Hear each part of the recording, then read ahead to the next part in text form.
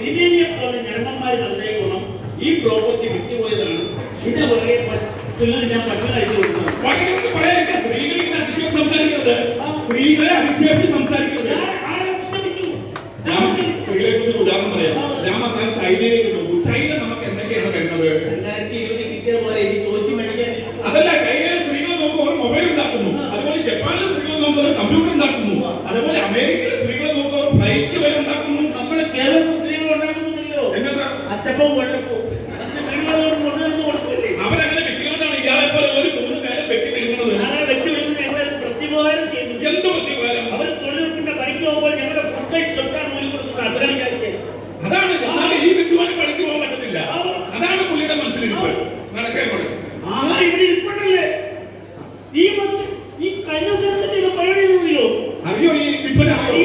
കഴിഞ്ഞ ദിവസം വാട്സാപ്പിൽ മെസ്സേജ് എന്തോന്ന് ഹണിബിയുണ്ട് പെട്ടെന്ന് ഞാൻ വെള്ളം ടച്ചിച്ച് മരിച്ച വീട്ടിൽ നിന്ന് പുള്ളി തേനിക്കോട് നടത്തുന്നത് ഇല്ലിരിക്കുന്ന ഹണിബി പറപ്പിച്ചു.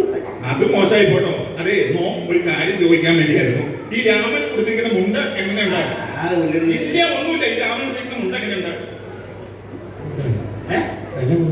ഇതേ നല്ല മുണ്ടാണ്. ഇതേ നോം കൊടുത്ത മുണ്ട, എന്റെ മുണ്ട. എന്താ രാമ? തിരുമേനിയുള്ളതാണ്, എനിക്കല്ലേ നടക്കരുത്. ദൈവത്തിൽ തിരുമേനിയോട് മുണ്ടാന്ന് ആരോട് പറയരുത്. ഇല്ല, പറയണില്ല. ഇല്ല, നടക്കാം. അയ്യോ, തിരുമേനിക്ക് കാര്യം പറയാൻ പറഞ്ഞു. എന്താ രാമ? നമ്മുടെ കിള്ളിക്കുറിശി മലയിലെ പാപത്തമ്പുരാട്ട് തിരുമേനി ഒന്ന് അന്വേഷിച്ചത് പറയാൻ പറഞ്ഞു. ശിവ ശിവ, എന്താ നോമി കേൾക്കുന്നത്? തമ്പുരാട്ടി നമ്മെ തിരക്കിലാണ് പറഞ്ഞോ? എന്താ രാമ പറഞ്ഞത്? തിരുമേനിയെ കണ്ടാൽ നല്ല സൂര്യ നിർത്തി വരുന്ന പറഞ്ഞ. അത് ശരി തന്നെ. ഈ സന്തോഷം പറഞ്ഞപ്പോ നമ്മോട് വന്ന് പറഞ്ഞ രാമന് നോപ്പ് എന്താ കൂടെ തരിക? തിരുമേനിയുടെ ഇഷ്ടം. എന്നാ പിന്നെ തൃശ്ശൂർപ്പേരുള്ള 10 ഏക്കർ തെങ്ങിന്നോപ്പ് അങ്ങോട്ട് പഠിച്ചെടുക്കുക. എന്നാ മുദ്രപത്രം മഷി ഞാൻ കൊണ്ടുവന്നിട്ടുണ്ട്. മുക്കി ഇങ്ങനെ പതിച്ചോളുക. ഇതാ പതിച്ചിരിക്കൂ. എന്താ രാമന് സന്തോഷമായില്ലേ? സന്തോഷമായി. നമുക്ക് സന്തോഷമായി. കണ്ണാടി വെച്ചിരുന്നാൽ ഞാൻ പിടിക്കുന്നതാണോ മറ്റേത് അറിയോ? പിന്നെ തൊഴിലുറപ്പിന്റെ പഠിക്കുന്ന പോകുന്ന ആളല്ലേ? തൊഴിലുറപ്പിന്റെ പോണ ചേച്ചിക്ക് നല്ലൊരു കൈഡി എല്ലാവരും കൊടുക്കാം. നല്ലൊരു കൈഡി കൊടുക്കാം. തൊഴിലുറപ്പിന് പോണല്ലേ? അത് ഞാൻ കൈയടി കിട്ടാം.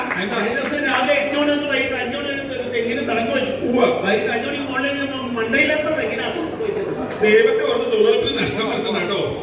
ഒരു കാര്യം ചോദിക്കാം.